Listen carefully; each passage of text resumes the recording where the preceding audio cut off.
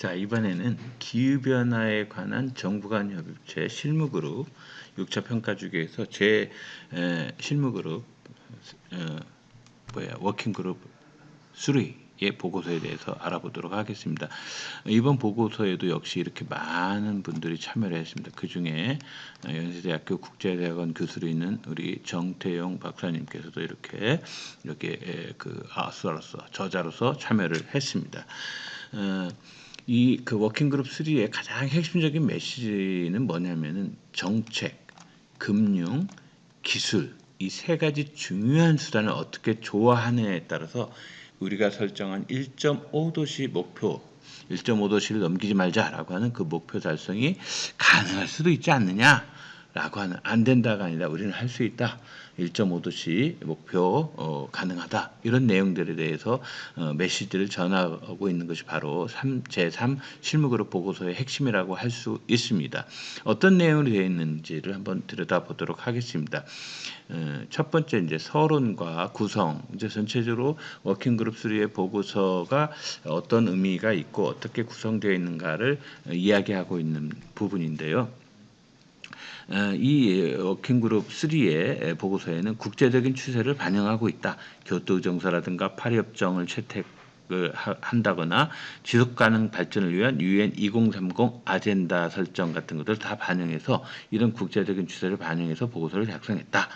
완화 노력에 대한 다양한 주체들이 참여하는 그런 내용을 담고 있다.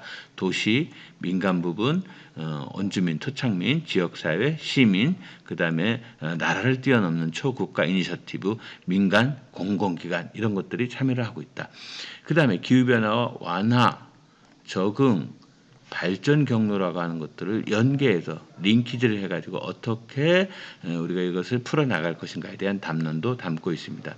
특히 이번에 이야기하는 것 중에 새롭게 강조되는 완화 접근법 중에 공급자 중심의 어떤 접근을 해봤다면은 이번에는 소비자, 수요자, 수요 관리, 그 다음에 서비스, 기술 개발 및 기술 이전 이런 것들도 정책적으로 이렇게 생각하는 시간을 갖도록 하고 있습니다.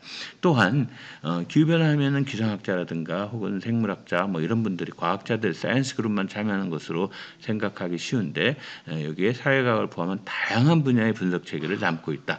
경제적인 효율성, 형평성, 기술 사회적 전환 과정이라든가 사회 정치적 체계. 그래서 그 워킹그룹 3의 우리 기후금융 전공이신 즉 경제학을 하고 계시는 정 박사님께서도 여기 참여한 게 바로 그런 부분이다라고 높게 생각하시면 되고요. 특히 IPCC 지금 현재 그 대표께서는 우리 이회성 박사님께서 사실은 전공이 경제학입니다. 자, 이렇게 그 사이언스만 머무르는 것이 아니라 사회과학적 접근법 이런 것까지 같이 하고 있다는 것을 설명하고 있습니다. 두 번째는 최근의 발전이라든가 완화 동향을 담고 있는데요. 이 그림은 뭐 여러분들이 이제 다 외웠을 거라고 생각해요. 온실기체로 대표되는 것들의 뭐 불소 가스라든가 뭐 그다음에 N2O, 메테인, 그다음에 산림이라든가 땅을 경작한다거나 이런 데서 나오는 그 CO2, net CO2라고 그러죠. 그다음에 fossil fuel, 즉 화석이라든가 산업에서 나오는 CO2를 좀 구분을 했어요. 그래서 1990년대에 비해서 어떻게 증가하고 있는가를 담고 있는 그래프입니다. 특히 글로벌 그 전 지구적인 어떤 그 온실가스의 그린하우스 온실가스 방출을 이렇게 하나하나를 놓고 봐서 들여다봤습니다. 그래프를 보면 한눈에 볼 수 있죠. 여기 보면 2019년에 전 지구적 순 배출량이 59 플라마이나 6.6 기가톤 정도가 나온다고 하고 있어요. 그죠? 연도를 놓고 비교했을 때는 2010년 배출량 대비 12%, 이 19년이 2010년을 기준으로 하면은 12% 증가한 거고 1999년을 기준으로 하면은 상당히 얼마나 54%나 높은 수치입니다. 그래서 연평균 증가를 보면은 기본적으로 2000년에서 2009년 사이에는 약 2.1 정도, 그 다음에 2010년에서 19년은 1.3% 정도 이렇게 그 증가하는 그 을 봤을 때 이 증가율 퍼센트 포인트만 보면은 이것이 그 감소 추세에 있다 이렇게 얘기할 수도 있습니다. 모든 종류의 온실가스가 다 위로 올라가고 있죠, 그죠? 여기 CO2 그 우리 뭐예요 LUCF라고 하는 즉 뭐예요 이거 네트 어떤 뭐 농업이라든가 아니면 땅을 이용한다거나 이런 데서 사용하는 것은 그렇게 큰 폭은 아닌데 다른 것에 비해서 근데 아주 큰 폭으로 증가한 녀석이 있죠. 요거죠. 아주 그냥 기울기가 엄청 커요. 그러니까 불화가스의 경우 전체 온실가스에서 차지하는 비율은 좀 적은 편이지만은 여기 0.097 정도밖에 안 되지만은 증가 속도가 매우 빠르다라는 걸 알 수가 있어요. 1850년에서 2019년, 즉 산업혁명이 일어날 때부터 2019년 누적순 CO2 배출량은 이 정도 되는데 이 중에 실제로 이 1990년에서 2019년에 배출한 양이 42%가 엄청나게 그러니까 최근에 많이 한다는 얘기죠, 그죠? 1.5도씨 그 우리가 그 목표 설정 지점에 산소 허용 배출량 총량의 5분의 4가 이때 다 해버린 거예요. 문제가 많죠, 그죠? 예. 최근 발전 및 완화 동향에서 또 그 지역별로 연도별로 이렇게 보면은 지역별로 봤을 때 이스턴 아시아, 중국, 한국, 뭐 몽골 이런 데가 되겠죠.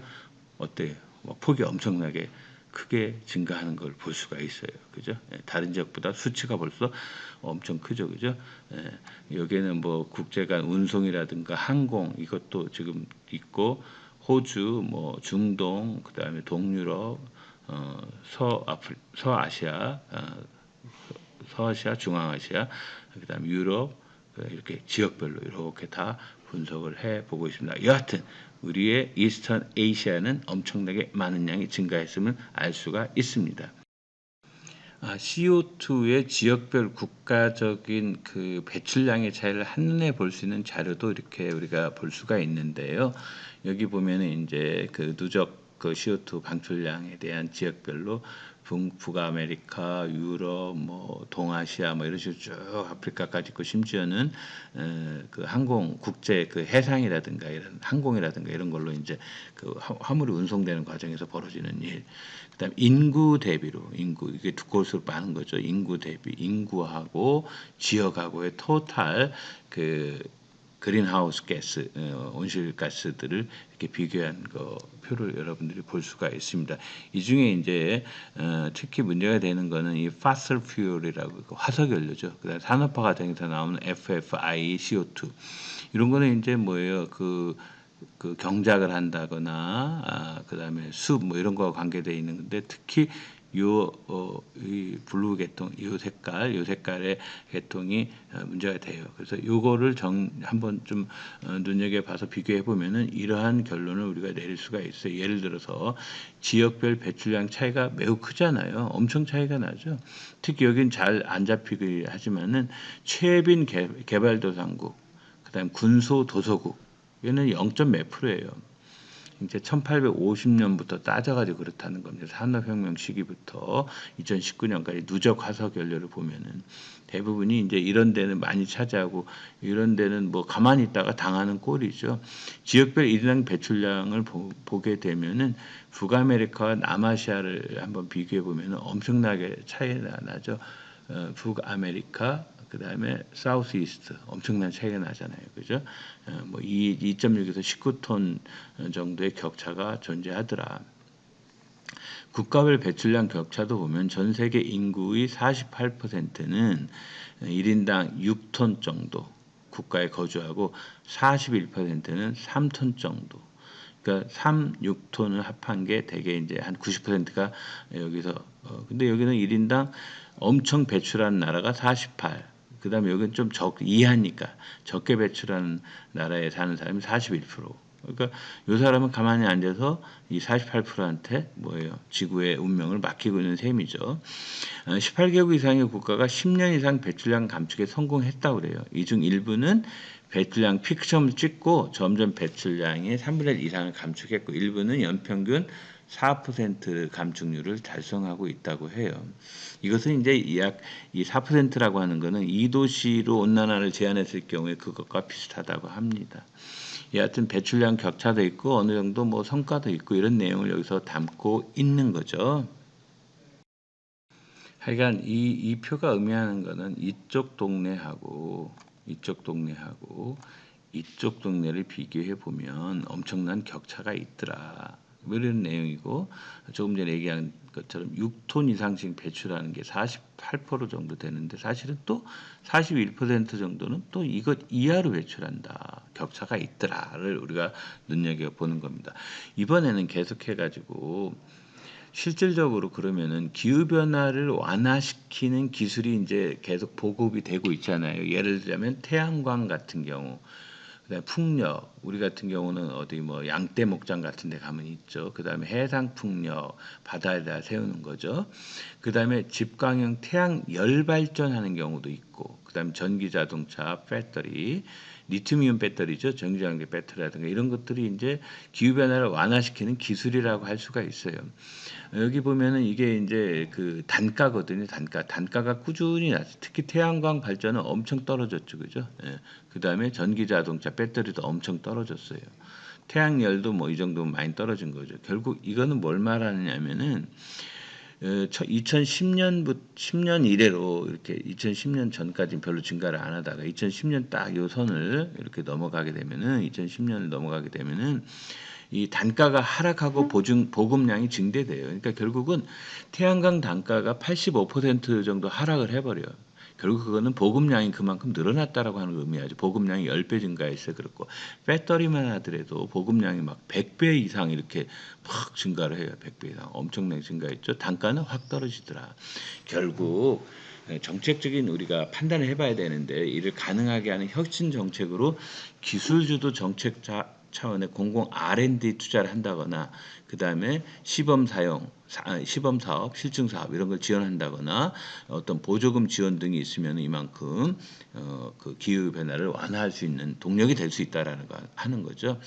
그래서 센서, IoT, 로봇, 인공지능 등을 통해서 에너지 관리를 향상시키면 완화에 기여할 수는 있긴 해요. 그렇지만 여전히 동시에 전자제품 폐기물이라든가 노동환경, 디지털 격차가 또 굉장히 심해지잖아요. 이런 문제들도 적절하게 관리를 하면서 해야 되겠다. 이런 담론을 담고 있습니다. 2030년 NDC, 그러니까 국가가 내셔널들끼리 디터민드한 그 컨트리뷰션, 우리가 감축 목표를 온실가스 감축 목표 이렇게 하겠다라고 하는 목표량이 있거든요. 그 목표량하고 실제로 일어나는 배출량을 보면 현재 이행 정책이 요겁니다. 빨간 나라가 이행되고 있는 상황이 이제 현재 59 정도의 그 CO2가 있다고 한다면은 이 2030년에는 아마도 얘네들이 그 57 정도에 맞춰질 거다. 2023년도에.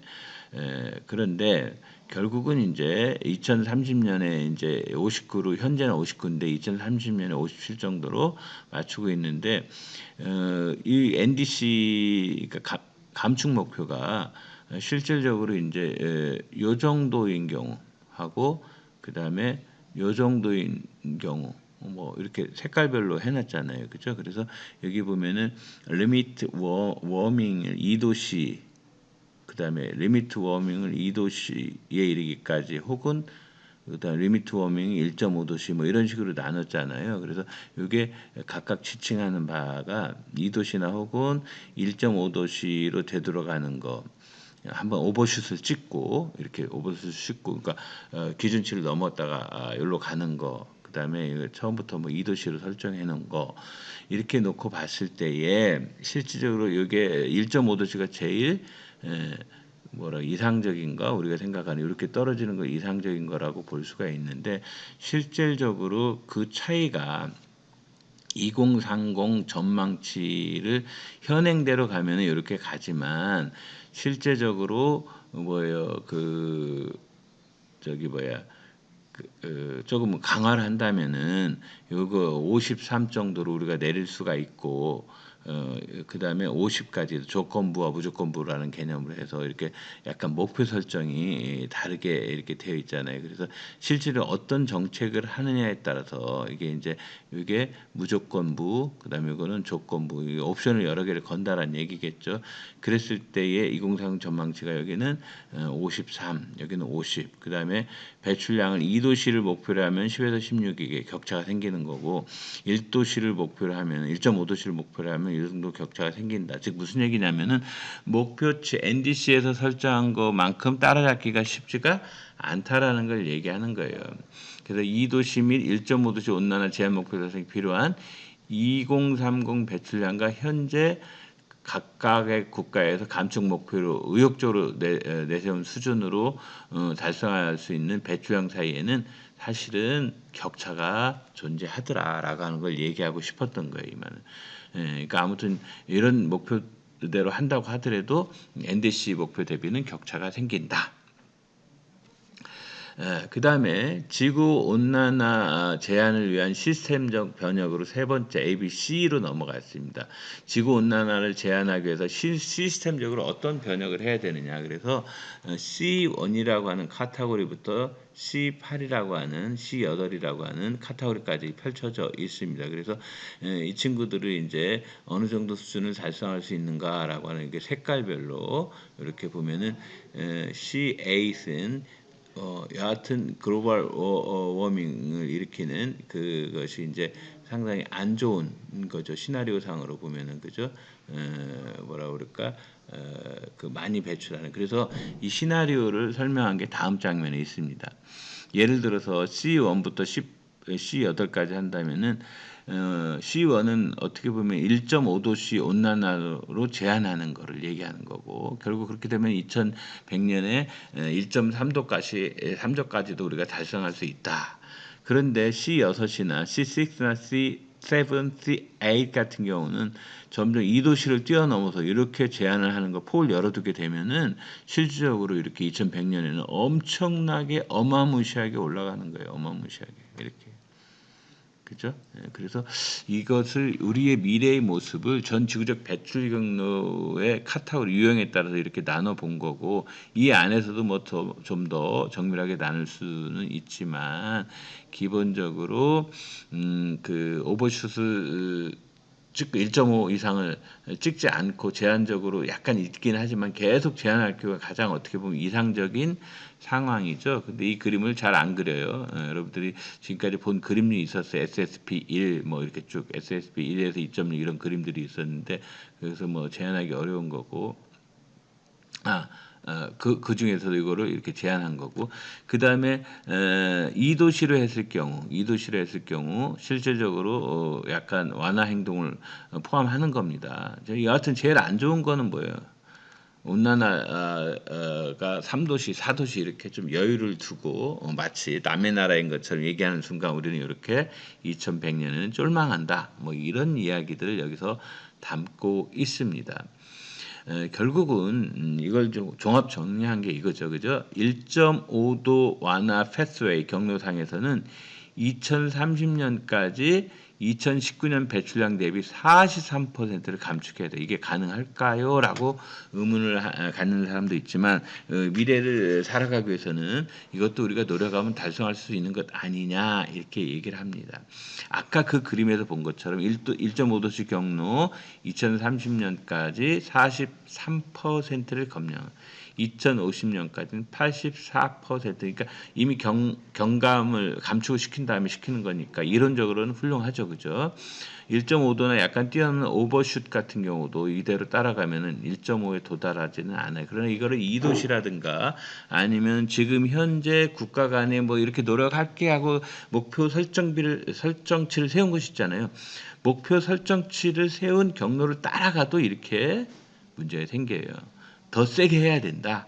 그래서 그레타 툰베리 같은 경우는 코프 회의에서 글래스고에서 열린 거라든가 그 앞에 걸 보면 우리가 더 세게 나가야 되는데 모여서 떠들기만 했다 블라블라만 했다 뭐 이런 내용이 이런 데 있는 겁니다. 실제로 세게 나가보자라는 안을 담고 있습니다.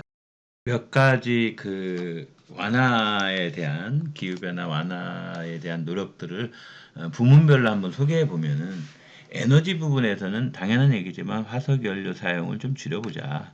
그 다음에 온실가스를 저배출하는 에너지 자원을 좀 확산해 보자. 당연한 얘기지만 에너지 효율성 증대 보전 필요하다. 뭐 새로운 얘기 아니죠? 산업계에서도 생산, 수요 관리, 효율 개선, 자원 순환과 같은 전반적인 감축 노력이 있어야 된다. 특히 탄소를 적게 쓰면서 하는 전력, 수소를 활용하는 방법, 그 다음에 탄소 포집을 해서 저장하는 기술 이런 것들을 조금 우리가 신경 써야 된다. 도시 에너지 재료 소비 감소하자. 저배출 에너지원으로의 전환을 해보자. 이것과 연계한 것을 가지고 전력을 만들어 보자. 도시 환경에서 탄소를 흡수할 수 있고 뭐 나무를 심는 것도 일종의 그런 거죠. 저장을 하려고 하는 향상을 노력해야 된다.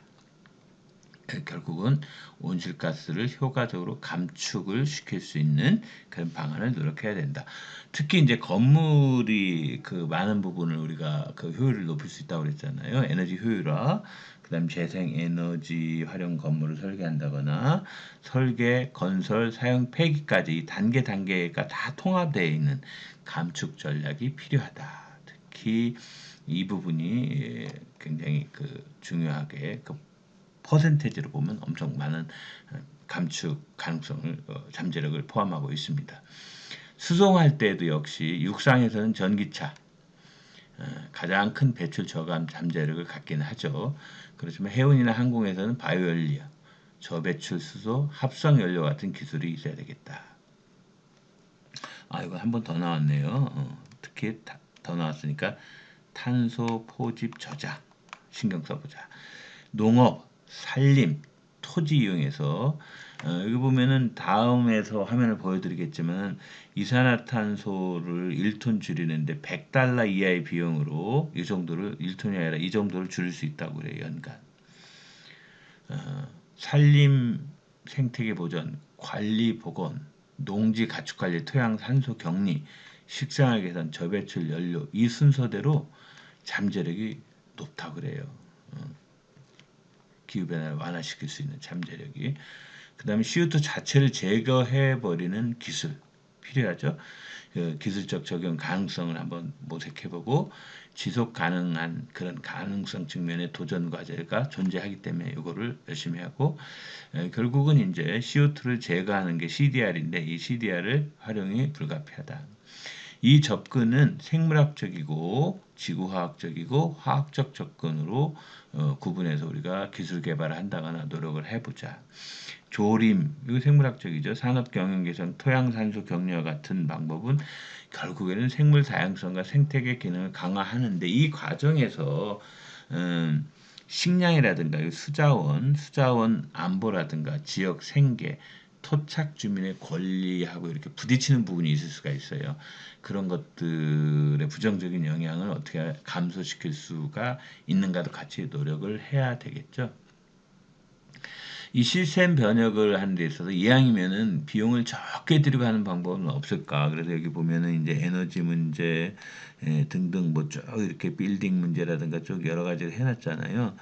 이 비용이 의외로 생각보다 적게 들어가는 것들이 있을 수 있다. 그래서 기후변화 완화를 위한 저비용 옵션. 그래서 1톤 정도 CO2를 감축해 가는데 100달러 이하만 소요되는 옵션들을 활용만 해도 2030년까지 2019년 배출량 대비 절반 이상을 줄일 수가 있다고 그래요. 저비용을, 그러니까 비용을 좀 해라. 이런 게 이제 어떻게 보면 기후 금융이 되나, 뭐 융자도 할 수도 있는 거고.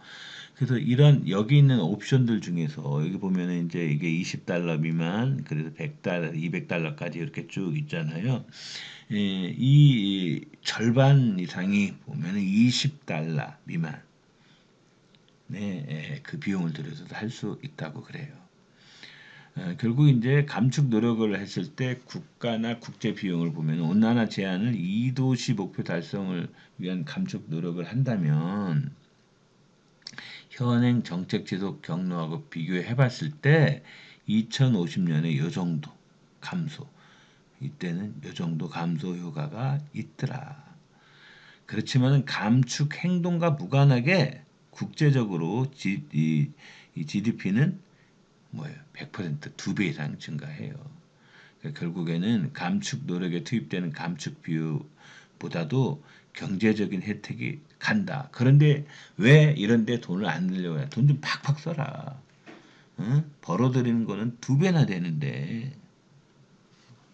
그죠? 돈 좀 많이 쓰자. 뭐 이런 내용이에요. 여기서 이왕이면 저비용으로 하는 옵션을 가서 하면은 돈을 많이 안 쓰는 것처럼도 느껴지겠죠. 제일 처음에 이 강의 시작할 때 지속 가능 발전 이야기를 했어요. 여러분들 잘 아시겠지만 지속 가능 발전 2030을 보면은 17가지의 그 경우의 수를 넣었잖아요. 그 중에 이게 1번, 2번, 3번, 4번에서 13번은 빼놨어요. 왜냐하면 13번이 기후계니까. 그거 빼고도 이렇게 다 연관이 있더라. 1번부터 17번까지. 13번을 빼고도. 그게 이제 뭐 아까 에너지 뭐 시스템 문제니 뭐 도시화 문제니 뭐 이런 측면에서 보니까 되게 다 걸리고 이런 거는 완전히 뭐 다 걸리죠. 그죠? 다 관계가 있고 다 관계가 있는 거. 요거는 100% 관계가 있네요. 그죠? 예. 지속가능 발전 경로 전환을 위한 강화된 완화 행동은 국가 안에서 혹은 국가 간의 분배적 결과가 수반되는데 그 분배적 결과는 고배출에서 저배출 활동으로 전환하게 되면은 소득이라든가 고용 이동이 이제 뭐 영향을 받겠죠. 그래서 그러다 보면은 일부 일자리가 없어질 가능성도 발생해요. 그렇지만 또 다른 기술 향상이라든가 더 많은 일자리 창출의 기회가 항상 제공이 되죠. 이거는 뭐 역사적으로 산업화 과정이라든가 뭐 다른 과정을 통해서 농업혁명이든 기술혁명이든 항상 생기는 문제예요. 분배적 결과 해결을 위한 형평성, 그 다음에 공정전환, 이게 중요하죠. 가치 형평하게 해야지. 공정해야 된다. 뭐 일종의 이걸 정의라고 그래야 되나? 그렇게 되면은 야, 우리 더 높여 감축해야 되라고 하는 의욕이 또 올라가겠죠. 그죠? 국가 정책의 형평성 원칙을 반영하기 위해서는 공정 전환 원칙의 적용이라든가 이행 시 포괄적이고 참여적인 의사결정 과정에 들어가야 돼요. 그러니까 모든 주체들이 같이 해야 돼요. 그냥 나 혼자 머리 적게 감고 나 혼자 뭐 옷을 자주 안 사간다고 해서 기후 변화가 해결되는 것은 아니고 어떤 큰 정책에 우리 모두가 힘을 합치면 더 생기겠죠. 결국에는 기후 변화 완화하고 지속 가능 발전 목표 간에 혹시 시너지가 있다면 또는 상충 효과가 만약에 생긴다면 이를 적절히 조절하면서 지속 가능 발전과 연결시키면서 완화나 적응해 나가야 된다. 그 상충 효과를 방지하기 위해 당연히 정책을 설계하고 그걸 실행해야 되겠죠. 마지막으로 이제 기후변화 대응을 어떻게 하면은 강화할 것이냐. 그게 네 가지 이야기를 하고 있는데 국제협력 아래부터 국제협력 중요하죠. 당연히 넘어갑니다. 그 다음에 금융, 이거 기후 금융이라고 하죠. 그래서 2030년까지 이렇게 제한하기 위해서는 현재 투자 수준의 3 내지 6배가 더 필요하다. 그래서 이런 투자하는 것들도 어떤 자본이라든가 뭐 유동성 이런 것들이 국제적으로 어떤 자본이 이동하니까 좀 면밀하게 검토를 해야 되겠죠. 그래서 기후위험에 대해서 적절한 평가를 해야지 부적절한 평가를 하면 안 되겠죠. 자본과 투자 수요 간의 일치가 돼야 되겠죠. 자기네 나라만 한다고 해서 기후가 해결이 되는 건 아니에요. 그죠? 예. 위험도도 인식도 그 같이 인식을 해야 되는데 해결하면 안 되겠죠. 어떤 제도에 대한 역량도 중요하죠. 그 다음에 다양한 규제 정책, 경제적 정책 수단을 활용하면서 감축을 해 나가야 효과적이다. 그냥 뭐 합시다 구호로만 끝나는 것이 아니라 필요하면 규제 정책을 하고 필요하면은 그 다음에 실질적으로 뭐라 그럴까 뭐 실질적인 도움이 되는 정책을 해야 되겠다 이거예요. 탄소 뭐 거래되든 탄소 가격 이런 것들이 그다음 특히 화석연료 보조금 폐지가 2030년까지 이렇게 기여할 텐데 아직 폐지를 잘 못하죠, 그죠? 예, 특히 뭐 우크라이나 전쟁, 뭐 연료 문제 이런 것들도 생기면서 주저주저하는 모습들도 있습니다. 공공재정, 거시경제, 거시적으로 보면 거시경제 측면에서 해야 된다. 그래서 결국은 지속가능 발전에 대한 그런 혜택이 돌아갈 것이다. 하여간 이런 데에서는 사실은 거버넌스가 기후를 총괄하는 기후 거버넌스가 가장 중요해요. 어떻게 보면은 기후 거버넌스는 법을 만들고 전략을 세우고 제도를 수립하고 또 이행까지. 그래서 다양한 계층, 다양한 분야, 모든 다양한 행위자들이 참여해서 정책 개발하고 이행을 할 수 있는 기반을 제공하는. 그래서 거버넌스가 굉장히 중요한 거예요. 우리 그 뭐 요새 경영에 ESG 얘기하잖아요. ESG 그죠? 그때도 거버넌스 중요하게 들어가잖아요. 그러면서 효과성을 더 증대시키기 위해서는 정책 부문 조정해야 되겠죠. 어떻게 하면 시너지 효과가 나갈 건지 상충되는 상쇄 효과를 최소화하고 국가나 지방정부 정책 간의 정책이 연계가 돼야 되겠죠. 그런데 저는 이게 되면 더 되지 않겠느냐. 이게 모든 행위자들이 같이 참여하는 거예요. 이게 되지 않으면은 어렵죠. 그죠? 예, 그래서 제가 볼 때는 이 부분이 가장 다 중요하지만 중요하다고 생각해서 거꾸로 한번 올라와 봤습니다.